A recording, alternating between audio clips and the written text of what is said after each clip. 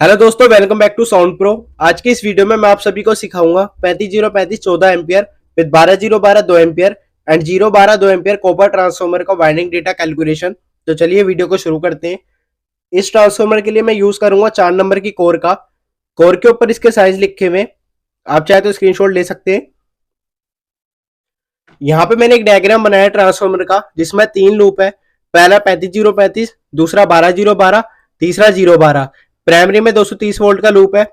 इसकी जगह आप 220 से 240 अपने अकॉर्डिंग ले सकते हैं। यहाँ पे हम स्टेप 1 में कैलकुलेट करेंगे ट्रांसफार्मर की पावर, जिसके लिए हमारे पास एक फॉर्मूला होता है वीए या वीआई भी बोल सकते हो आप इसको। इसमें हम सेकेंडरी के वोल्टेज को मल्टीप्लाई कर देते हैं उसके एम्पियर से, तो वही करते हैं।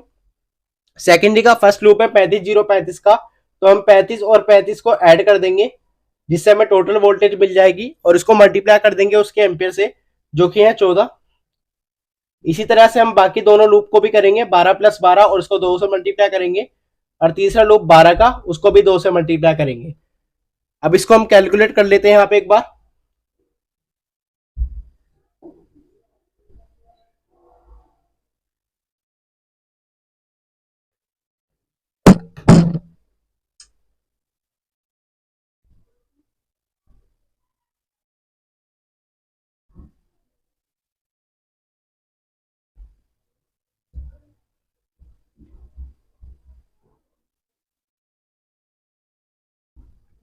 आंसर आप देख सकते हो, टोटल ट्रांसफार्मर की जो पावर होने वाली है वो है 1052 VA, यानी कि 1052 VA टोटल पावर ये हमारी ट्रांसफार्मर की। अब हमें VA पता चल चुका है, तो हम स्टैकिंग से स्टेप की तरफ चलते हैं जो कि स्टैक कैलकुलेशन। इसमें हम स्टैक एरिया फाइंड आउट करते हैं, जिसके लिए हमारे पास फॉर्मूला होता है 1.152 अंडर रूट VA। इसके अकॉर्डिंग हम VA की वैल्यू अब लिख लेते हैं इसके अंदर।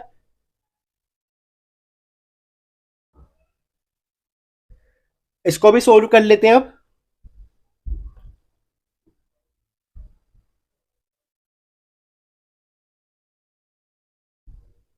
आंसर आप देख लीजिए, 37.3646।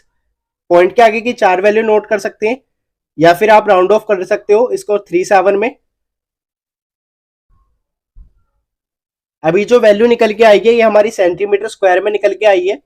आगे की कैलकुलेशन के लिए हम इंच में करेंगे, तो उसके लिए हमें इंच में रिक्वायरमेंट होगी, तो इसको इंच में कन्वर्ट कर लेते हैं एक बार। इंच में कन्वर्ट करने के लिए फॉर्मूला होता है सेंटीमीटर स्क्वायर डिवाइड बाय 6.452। अब इसके अकॉर्डिंग हम सेंटीमीटर स्क्वायर की वैल्यू पुट कर लेते हैं जो कि 37.3646। इसको डिवाइड कर देंगे हम 6.452 से।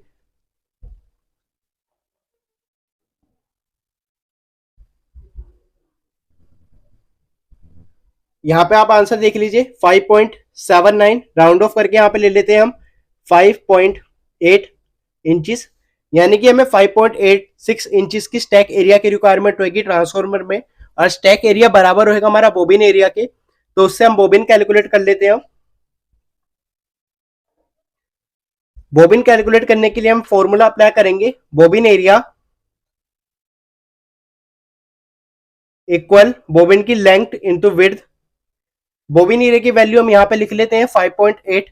ये अब हमें यहाँ पे इसको बराबर करना पड़ेगा इसके, तो लेंथ हमें फाइंड आउट करनी है, तो लेंथ की जगह मैं एल लिख देता हूँ, और विड्थ हमें कोड से पता चलेगी जो कोर हम सिलेक्ट करेंगे।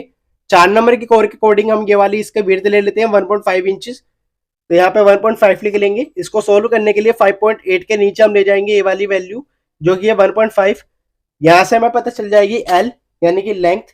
इसको भी कर लेते हैं 5.8 डिवाइड बाय 1.5। आंसर आप देख लीजिए 3.86, यानी कि हमें 3.87 इंचेस की लेंथ की रिक्वायरमेंट होगी ट्रांसफार्मर को बनाने के लिए, तो उसके अकॉर्डिंग हम बोबिन सिलेक्ट करते हैं। इसके आसपास की जो बोबिन हम यूज करेंगे वो करेंगे 4 इंचेस इंटू 1.5 इंचेस की। अब जब हमने बोबिन सिलेक्ट कर लिया 4 इंचेस इंटू 1.5 इंचेस की, तो हम टीपीवी कैलकुलेट कर सकते हैं। टीपीवी कैलकुलेशन के लिए सबसे पहले हमें पता होना चाहिए ट्रांसफार्मर का सीए, यानी कि क्रॉस सेक्शन एरिया। जो क्रॉस सेक्शन एरिया वो निकलता है हमें बोबिन के प्रोडक्ट से, तो वही करेंगे 4 इंटू 1.5 इंचेस को जब हम करेंगे तो आंसर हमारे पास मिला है 6 यानी कि क्रॉस सेक्शन एरिया हमारा 6 निकल के आ गया। अब इसके अकॉर्डिंग आगे की कैलकुलेशन करेंगे हम। टीपीवी निकालने के लिए हमारे पास दो रूल होते हैं, 7.5 रूल एंड 8 रूल। 7.5 रूल हम न्यू ट्रांसफॉर्मर के साथ यूज करते हैं और 8 रूल हम पुरानी ट्रांसफॉर्मर के साथ यूज करते हैं। यानी कि जब हमारी कोर नहीं होती है, नए ट्रांसफॉर्मर बनाते हैं, तो हम 7.5 रूल अप्लाई करेंगे। हमारा ट्रांसफॉर्मर पुराना और उसको हम रिवाइंड कर रहे हैं तो हम 8 रूल यूज करेंगे। तो न्यू के हिसाब से मैं 7.5 को डिवाइड कर दूंगा ट्रांसफॉर्मर के सीए से, जो कि है 6।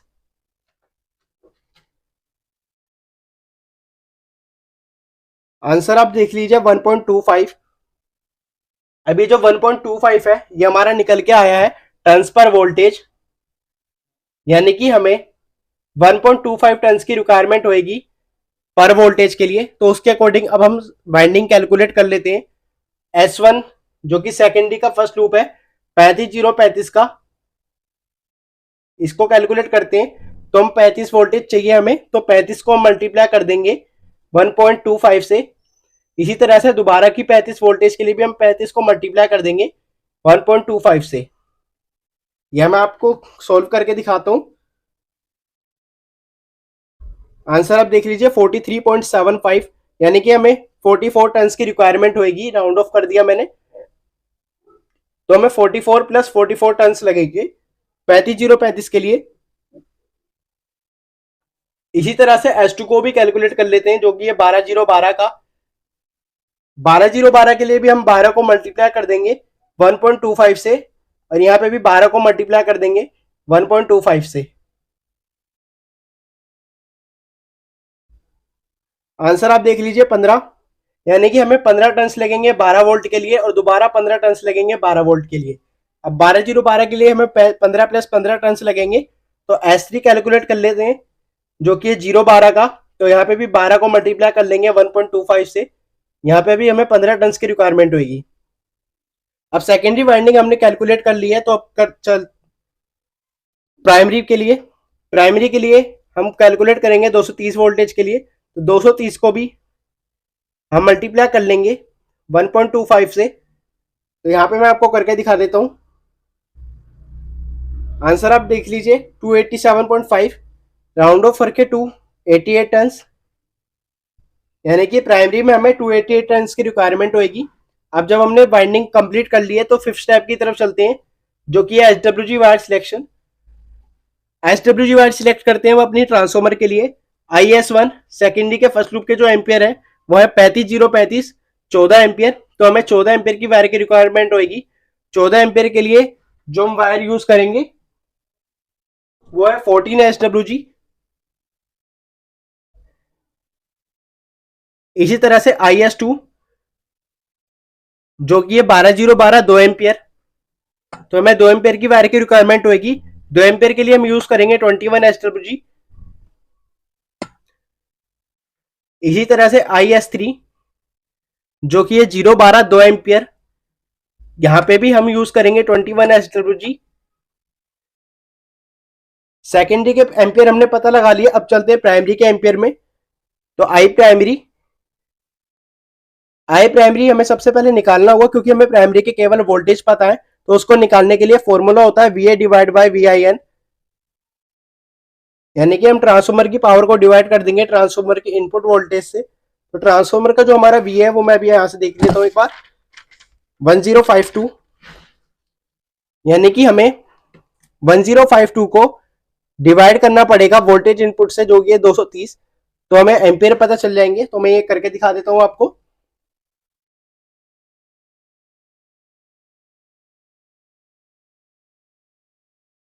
आंसर आप देख लीजिए 4.57, यानी कि हमें 4.58 एम्पियर की वायर की रिक्वायरमेंट होगी इस ट्रांसफॉर्मर के लिए। ये 58 है। अब 4.58 एम्पियर के लिए जो हम वायर यूज करेंगे वो करेंगे हम 18 SWG की। अगर आपको वीडियो पसंद आई हो तो वीडियो को लाइक करें, शेयर करें, कमेंट करें, चैनल को सब्सक्राइब करें। Yeah.